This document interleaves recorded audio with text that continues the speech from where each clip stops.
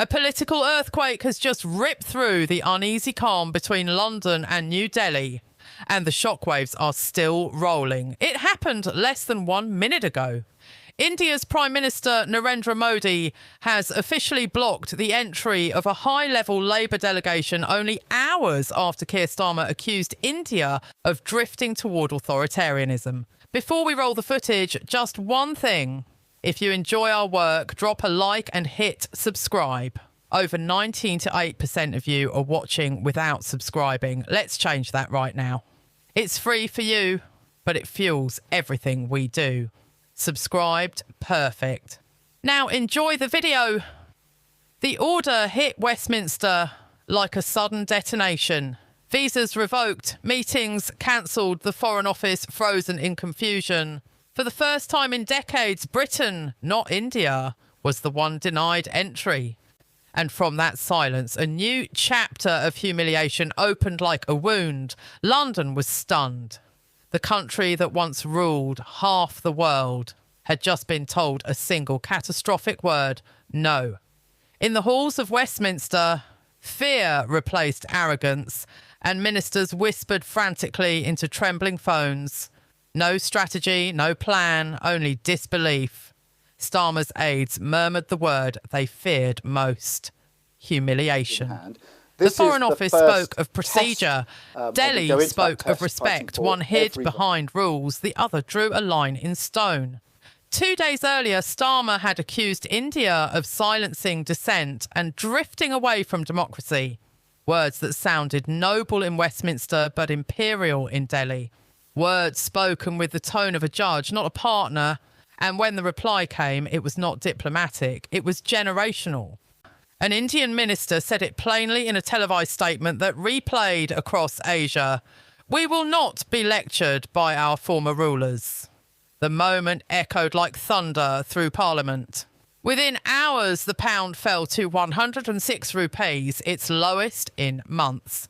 Traders warned that £28 billion in bilateral deals were now endangered.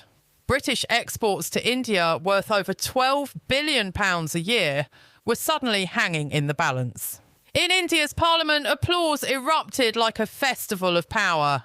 A lawmaker shouted, "This is not defiance, this is independence." It was a line that ricocheted across every newsroom in Europe. For decades, Britain spoke to India with the tone of a tutor. Tonight, the students slammed the door on the classroom. The clash didn't begin with visas, it began with memory. Britain once called itself the world's great teacher. Yet from Bengal's famine to Delhi's railways, it took far more than it ever gave. The empire ended on paper, not in tone. Every lecture from London still carried the weight of entitlement. Then Starmer spoke, not of trade, but of virtue. He tried to sound moral. He only sounded imperial. His lecture landed in Delhi like an echo from another century. Modi answered not as a student, but as a sovereign. "Respect is not a courtesy," his office said. "It is a condition." The numbers told the story better than any speech. India's GDP now exceeds Britain's by over $700 billion. Its population is more than 20 times larger. Its defence budget has doubled in a decade. One preached virtue, the other proved strength. London spoke of principles. Delhi spoke of power. This was never about visas. It was never about bureaucracy. It was about who leads the century. The empire that once drew the world's borders now finds its own voice, fading. The palace said nothing. Not a statement, not a whisper. While ministers scrambled for excuses, the king remained still, the last figure of dignity in a government of noise. Inside Buckingham Palace, aides quietly hinted that His Majesty had reached out to Delhi through private channels. No pressure, no threats, only caution. He understood what his ministers did not. This was not a diplomatic bruise, it was a fracture in history. Across Europe, major newspapers called it Britain's quiet collapse. The world had moved on. Westminster had not. Its speeches sounded like echoes from a museum exhibit. Even within the palace, an unease spread for a monarch raised on the myth of the Commonwealth. Watching India close its doors was not politics. It was punishment. Downing Street rehearsed apologies behind closed doors. The Foreign Office drafted pleas for dialogue. But nothing could erase the image carved into every headline. A kingdom once obeyed, now waiting to be acknowledged. And above that silence, the king remained, still crowned, but no longer obeyed. The chamber reeked of fear.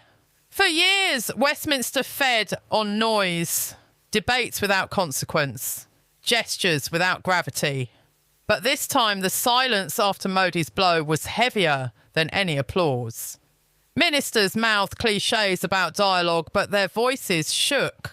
Even the Prime Minister avoided the word India, as if the sound itself could draw blood. Briefings piled up like funeral notes. Reports spoke of confidence erosion, strategic doubt, market hesitation, yet no one dared say the truth. Britain was no longer feared. It was pitied. In the corridors, aides whispered about leadership transitions. Outside, investors called it political downtime.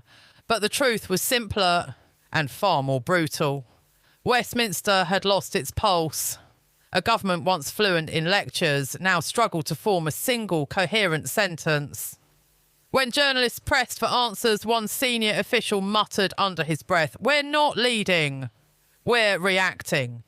It was the first honest statement spoken in the Commons all week. By night, the green benches looked smaller. The portraits on the walls looked older. Power, once radiating from this room, now leaked into history like fading ink. The empire that once ruled by voice had become a parliament waiting for permission to speak. The anger outside wasn't loud. It was quiet. The kind of quiet that comes when people realise shouting no longer matters. In Manchester, veterans folded their flags.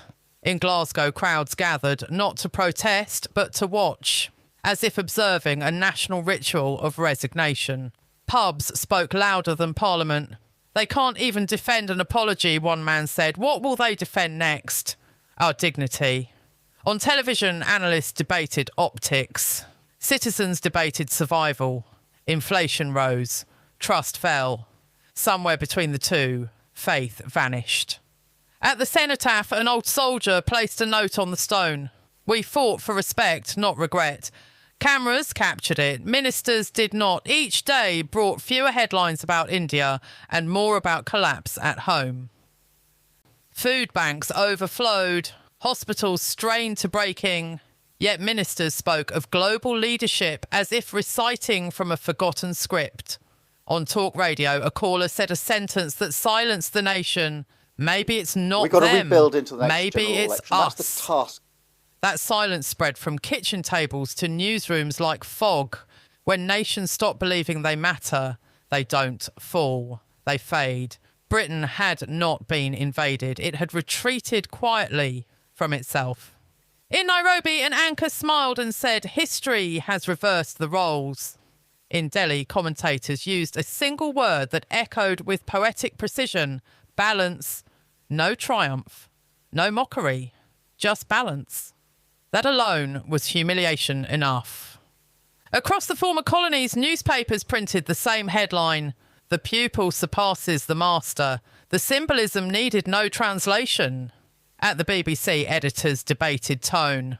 One said, "It's just optics."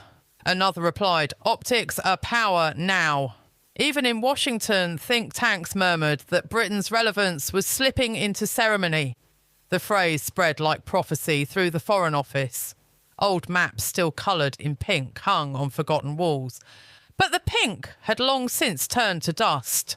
Power had migrated east, not stolen, not seized, simply reclaimed. The irony was cruel. The empire that once measured the world by longitude had lost its own direction. Every corridor in Whitehall felt colder, not from defeat, but from disuse. By the end of the week, India signed a new digital alliance with Tokyo and Seoul. The world applauded. London issued a statement history did not notice. In classrooms, teachers spoke of the empire as myth. To students, it sounded fictional. Kings, colonies, ships, stories from a vanished world. But the past wasn't distant, it was dormant. The young apologised for what their ancestors built. The old apologised for what their children forgot. Between them stood a nation unsure of what to defend. Starmer's stumble in Delhi was more than political miscalculation. It was generational exposure, a mirror held up to a country that no longer recognised its reflection. On social media, the young mocked empire nostalgia. In care homes, veterans turned off the news. The generations no longer argued. They disconnected. When nations forget their story, they become extras in someone else's. Britain's power didn't collapse. It dissolved in indifference. In Birmingham, a retired officer told a journalist, "We once ruled waves. Now we drown in self-doubt." His quote trended for a day, then disappeared like everything else in the swirl of British decline. History's final cruelty is not loss. It is irrelevance. Empires fall twice. First in conquest, then in memory. And Britain was running out of both. While Westminster argued over tone, Delhi quietly redrew the geopolitical map. India, Brazil, Japan and the Gulf formed a digital trade corridor that bypassed London entirely. The headlines read, "Partnerships without patrons." The century had turned not with war but with choice. Nations once bound by British treaties now wrote their own rules. The Commonwealth, once a symbol of unity, now looked like a ghost of convenience. Britain tried to assert soft power, but soft power without respect is just nostalgia. The world listened politely, then moved on. In Washington, an analyst summarised the shift with chilling clarity. Britain still speaks fluent English. The world now speaks fluent independence. The line went viral. Investors began calling Delhi the new London. Even that comparison felt outdated. India wasn't replacing Britain. It was outgrowing it. The empire once controlled trade routes. Now trade controlled the empire's memory. The sun didn't set on Britain. It simply forgot to rise. Empires rarely end with surrender. They end with silence.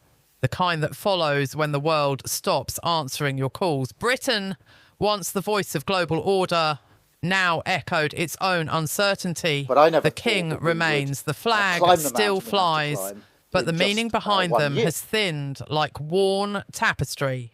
India didn't dethrone Britain. Britain outlasted itself. Pride without reflection becomes parody. Leadership without humility becomes legend.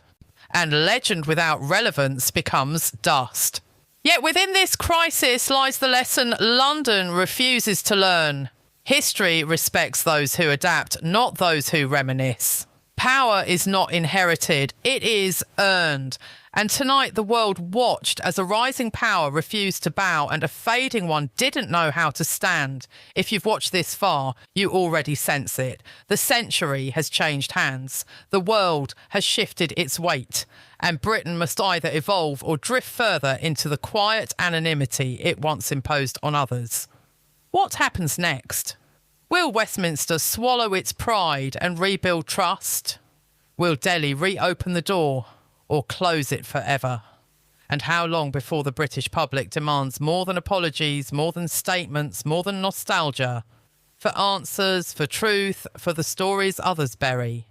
Subscribe to Brit Alert News, where silence is never our policy